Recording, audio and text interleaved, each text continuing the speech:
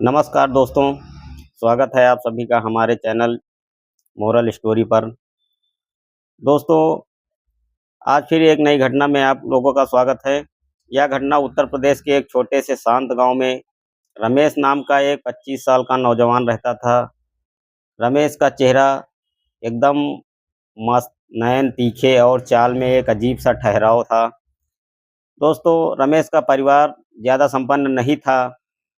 घर में उसके बूढ़े पिताजी थे, बीमार माँ थी और एक 20 साल का छोटा भाई दीपक था। रमेश गांव और आसपास के इलाकों में प्लम्बरिंग का काम करता था, जो ये नल वल होते हैं, पाइपलाइन डालना और ये सब जोड़ना ओड़ना ये सब काम करता था। वहीं उसका छोटा भाई दीपक इलेक्ट्रीशियन बिजली का काम करने में माहिर था। दोनों भाइयों में इतना अटूट प्रेम था कि पूरा गांव उन्हें राम लक्ष्मण की जोड़ी कहता था। जहाँ भी प्लम्बरिंग का काम होता था, वहाँ बिजली की वायरिंग का काम अपने आप निकल आता था और जहाँ बिजली का काम होता था, वहाँ नल का काम भी मिल जाता था। दोनों भाई अपनी बाइक उठाकर सुबह निकलते और शाम को मुस्कुराते हुए घर लौटते। काम में इतनी सफाई थी कि वह स्वभाव इतना मीठा था कि लोग कहते थे, अगर काम कराना है तो बस रमेश और दीपक को ही बुलाओ। गांव के चौराहे पर लोगों ने उनकी मदद के लिए एक बोर्ड भी टांग दिया था, जिसमें लिखा था, नल और बिजली के हर काम के लिए रमेश और दीपक से संपर्क करें। लेकिन किस्मत हमेशा एक जैसी नहीं रहती है। दोस्तों, रमेश के पिताजी का स्वास्थ्य लंबे समय से खराब चल रहा था। उन्हें रोज सुबह शाम महंगी दवाइयाँ खानी पड़ती थी। कुछ समय बाद माँ की तबीयत भी बिगड़ने लगी। घर में चूल्हा जलना और वक्त का खाना बनना भी मुश्किल होने लगा था। दोस्तों, एक शाम जब दोनों भाई दिन की मशक्कत के बाद थके हारे घर लौटे और सूखी रोटियां खाने बैठे, तो माँ ने रमेश का हाथ पकड़ लिया। माँ कांपती आवाज में बोली, बेटा रमेश, अब मेरी देह मेरा साथ नहीं दे रही है। दिन ब दिन मेरी बीमारी बढ़ती जा रही है। तू अब शादी कर ले। दोस्तों, घर में बहू आ जाएगी तो कम से कम 2 वक्त का खाना टाइम पर मिलेगा और घर का काम काज संभल जाएगा। रमेश, माँ, हाँ, चिंता क्यों करती हो? आप जैसा कहोगी मैं वैसा ही करूँगा। दोस्तों, बस लड़की समझदार हो और हमारे घर को अपना मान ले।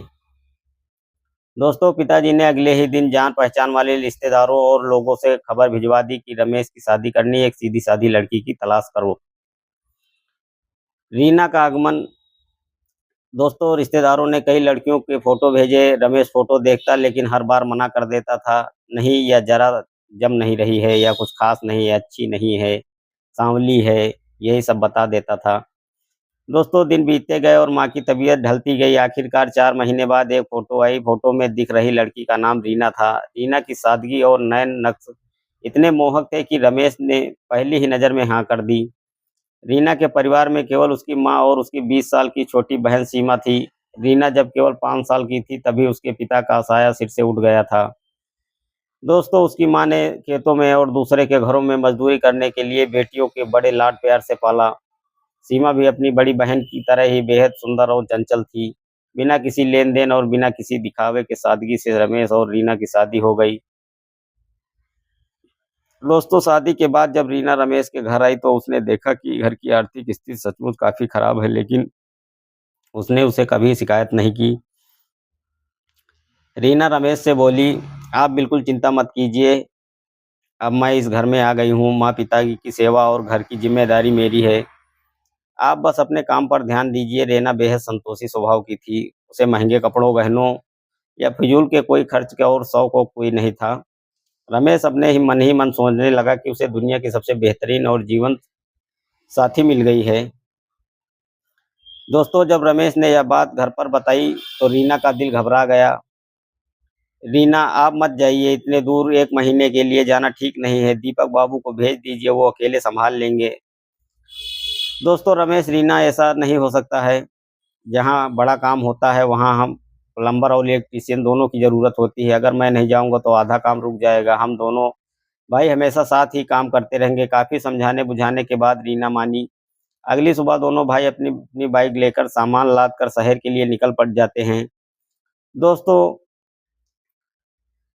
जाते समय रीना की आंखों में आंसू आ जाते थे, लेकिन रमेश ने उसे दिलासा दिया। शहर पहुंचकर काम शुरू हो गया। सब कुछ ठीक चल रहा था, लेकिन चौथे दिन काम करते समय एक बड़ा हादसा हो गया। एक भारी लोहे का पाइप फिट करते समय रमेश का हाथ बुरी तरह फंस गया, हाथ में मोच आ गई और कलाई से लेकर के कोहनी तक भयंकर सूजन आ गई। दोस्तों दीपक घबरा गया, उसने रमेश को बताए बिना तुरंत घर का फ़ोन रीना को फ़ोन लगा दिया और बोला सब सच-सच बता दिया। रीना ने जब यह सुना तो वह फूट-फूट कर रोने लगी, उसने तुरंत रमेश के नंबर पर फ़ोन किया, रोते हुए। दोस्तों रीना ने पूछा, "आप कैसे हो, काम करते हो? आपको यह ध्यान नहीं रखना चाहिए, नहीं आता। आप सभी अभी के अभी काम छोड़िए और घर वापस आ जाइए।" तो रमेश बोलता है, "अरे रीना, तुम क्यों रो रही हो? कुछ ख़ास नहीं हुआ, बस मामूली मोच है, ठेकेदार का काम बीच में छोड़कर कैसे आ सकता हूँ? 2-3 दिन आराम करूँगा, फिर ठीक हो जाऊँगा।" दोस्तों रमेश ने जैसे-तैसे रीना को शांत किया। हफ्ते भर बाद जब हाथ का दर्द कहाँ हाथ का दर्द थोड़ा कम हुआ तो दोनों भाइयों ने मिलकर काम निपटाया और वापस गाँव लौट आए। घर लौटते ही रीना ने रमेश के सख्त लहजे में कहा, "अब आपको बाहर दूर जाने की ज़रूरत नहीं है, अपने ही कस्बे या आस-पास काम कीजिए, दिन भर काम कीजिए और शाम को घर लौट आइए। मुझे ज़्यादा पैसों की लालच नहीं है।" दोस्तों दिन बीतते गए, एक दिन रमेश ने रीना से कहा, "रीना, शादी को काफ़ी समय हो चुका है, मेरा मन कर रहा है कि कुछ दिन तुम्हारे मायके जाकर घूम आऊँ, तुम भी साथ चलोगी?" रीना ने कहा, "मैं कैसे चल सकती हूँ? अगर मैं चली जाऊँगी तो माँ पिताजी की को वक़्त का खाना कौन देगा और खाना बनाएगा कौन? आप अकेले हो आइए, 2-3 दिन घूम कर आ जाइएगा।" रमेश अकेला ही बाइक उठाकर अपने ससुराल चला गया। ससुराल पहुँचने पर उसकी सास और साली सीमा ने उसका जोरदार स्वागत किया। सास की उम्र ढल चुकी थी, लेकिन वह अभी भी काफ़ी आकर्षक और सुंदर थी। साली सीमा की चंचल स्वरूप ने रमेश का ध्यान अपनी ओर खींच लिया। सास और साली दोनों ने रमेश की ऐसी खातिरदारी की जैसी कभी उसने सोची भी नहीं थी। गरमा-गरम खाना, पल-पल में चाय, नाश्ता और मीठी-मीठी बातें और बहुत कुछ उन्होंने उनका खातिरदारी की। रमेश जो 2 दिन के लिए आया था, वहाँ रुकते-रुकते 6 दिन हो गए। इधर गाँव में रीना परेशान होने लगी, उसने छठे दिन रमेश को फ़ोन किया। रीना ने गुस्से में रमेश से कहा, "आप वहाँ 2 दिन के लिए गए थे और 6 दिन हो गए हैं, आपको घर की और मेरी कोई फ़िक्र नहीं है ना आप या नहीं? कब आ रहे हो आप?" रमेश ने लापरवाही से, "अरे आ जाऊँगा कल तक, इतना गुस्सा क्यों कर रही हो?" रीना ने कहा, "आपको आने की ज़रूरत नहीं है, वहीं रहिए जितने दिन मन करे।" फ़ोन कट जाता है दोस्तों। उसके बाद में दरअसल रमेश का मन ससुराल के माहौल में ऐसा उलझ चुका था कि उसे घर की याद नहीं आ रही थी। उसकी नीयत में धीरे-धीरे खोट आने लगा था। सास का ढलता हुआ रूप और साली का युवा आकर्षक उसके दिमाग पर हावी होने लगा था। दोस्तों किसी तरह रमेश गाँव वापस लौटा, लेकिन वह पहले वाला रमेश नहीं रहा। उसका मन काम में नहीं लगता था। जब वह और दीपक साइट पर काम करने जाते थे तो रमेश एक कोने में बैठकर लगातार फ़ोन पर बातें करता रहता।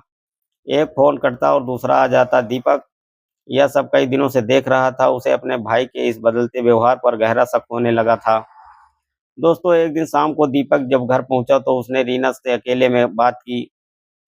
दीपक ने भाभी से कहा, "भाभी, मुझे लगता है कि भैया का ध्यान अब काम पर नहीं लगा। जब वे जब से वो ससुराल से लौटे हैं, दिन भर फ़ोन पर ही लगे रहते हैं, किसी से छुप-छुप कर बातें करते हैं।" रीना का माथा ठनका भाई। दोस्तों जब रमेश शाम को घर लौटा तो रीना ने सीधे उससे सवाल किया। रीना ने पूछा, "आप आजकल काम पर बात करने जाते हैं या काम करने? दिन भर किसके फ़ोन पे लगे रहते हैं आपको?" रमेश हड़बड़ा गया। रमेश ने कहा, "तुम्हें किसने कहा? मैं तो क्लाइंट ग्राहकों से काम के सिलसिले में बात करता हूँ।" तो रीना ने कहा, "मुझे बेवकूफ़ मत बनाइए, आपका चेहरा बता रहा है कि आप कुछ छुपा रहे हैं।" रमेश ने जैसे-तैसे बात को टाला, लेकिन अंदर ही अंदर वह डर गया कि उसका राज ना खुल जाए। सच तो यह था कि वह रमेश अब अपनी सास और साली दोनों से फ़ोन पर घंटों बातें करने लगा था। कुछ हफ्तों बाद रमेश ने फिर से रीना से कहा, "मेरा मन फिर से ससुराल जाने को कर रहा है।" इस बार रीना का सब्र टूट गया। रीना ने कहा चीखते हुए कहा, "नहीं, आप कहीं नहीं जाएँगे। आपका वहाँ ऐसा क्या छूटा है जो बार-बार भाग रहे हैं? अगर आप गए तो मुझसे बुरा कोई नहीं होगा।" लेकिन रमेश काम और रिश्ते की मर्यादा भूल चुका था। उसने रीना की एक न सुनी, अपनी बाइक की चाबी उठाई और ससुराल के लिए निकल गया। रीना इतनी आहत हुई कि उसने कसम खा ली कि अब वह रमेश से कभी बात नहीं करेगी। उसने रमेश का फ़ोन उठाना और मैसेज का जवाब देना पूरी तरह बंद कर दिया। उधर दीपक ने भी अपने भाई की इस हरकत से बहुत नाराज़ था।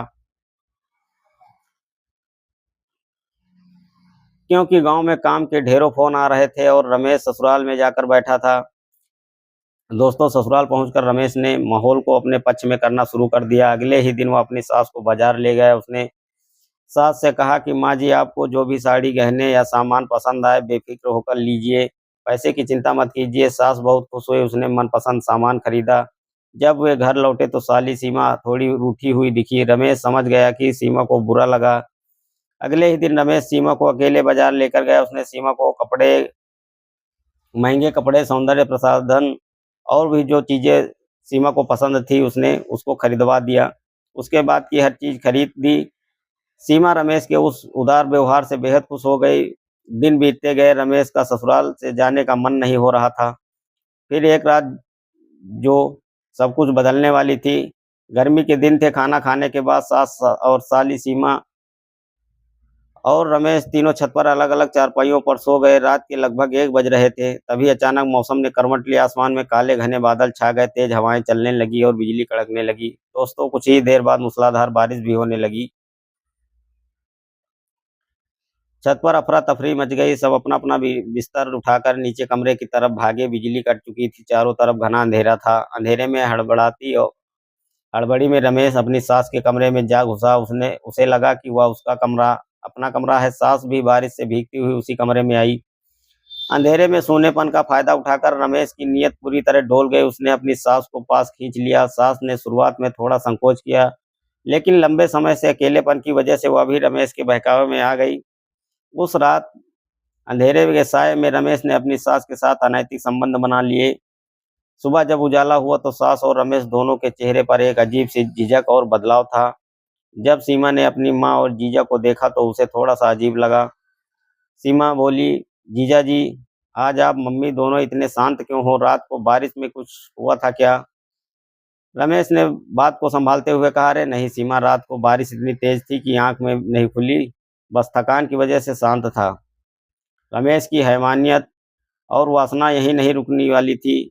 एक बार मर्यादा टूट जाने के बाद रमेश के अंदर से सही और गलत का खौफ खत्म हो चुका था। अब उसकी नज़र अपनी साली सीमा पर थी। 2 दिन बाद फिर वैसा ही मौसम बना। रात को बारिश शुरू हुई और बिजली गुल हो गई। इस बार रमेश जानबूझकर नीचे भागते समय साली सीमा के कमरे में जा घुस गया। कमरे में अंधेरा था। रमेश ने सीमा को पकड़ लिया। सीमा घबरा गई और उसने चिल्लाने की कोशिश की। सीमा डरते हुए, "जीजा जी, आप यह क्या कर रहे हैं? छोड़िए मुझे, मम्मी को बुलाऊँगी।" लेकिन रमेश पर वासना का भूत सवार था। उसने सीमा की एक न सुनी, उसका मुँह दबाया और उसके साथ भी ज़बरदस्ती गलत काम कर बैठा। सीमा रोती रही, लेकिन रमेश ने अपनी हवस के आगे रिश्ते की पवित्रता को तार-तार कर दिया। अगली सुबह जब सूरज उगा तो घर का माहौल बहुत भारी था। सीमा कमरे से बाहर नहीं निकल रही थी और सास अपने ही अपराधी एहसास में चुप रही। रमेश समझ चुका था कि उसने पाप की सारी सीमाएँ पार कर दी हैं। उसे गाँव से दीपक के लगातार फ़ोन आ रहे थे। गाँव में काम बहुत बढ़ गया था और पिताजी की तबीयत भी ठीक नहीं थी। रमेश ने अपना बैग उठाया, सास और सीमा के सामने झूठी मुस्कान बिखेरी और कहा, "अब मुझे गाँव जाना पड़ेगा, काम बहुत पेंडिंग पड़ा है।" रमेश अपनी बाइक पर बैठकर गाँव की तरफ लौट रहा था, लेकिन अब उसके मन में ना तो रीना के लिए वफ़ादारी बची थी, ना ही भाई के लिए सम्मान और ना ही अपने चरित्र की कोई समझदारी। उसने अपने हाथों से अपने हँसते-खेलते परिवार और पवित्र रिश्तों की नींव को हिलाकर रख दिया था। दोस्तों, इस कहानी का सुनाने का मतलब आपको किसी के दिल को ठेस पहुँचाना नहीं है, ना किसी को। यह कहानी हमें यह सिखाती है कि संयम, चरित्र और मर्यादा के बिना इंसान कितना भी हुनरमंद क्यों ना हो, उसकी एक गलत सोच और लालच उसके बने-बनाए जीवन और रिश्तों को तबाही के मोड़ पर लाकर खड़ा कर देता है। दोस्तों, यह कहानी कैसी लगी? आप लोग कमेंट में ज़रूर बताइए। मिलते हैं नेक्स्ट वीडियो में, तब तक के लिए धन्यवाद।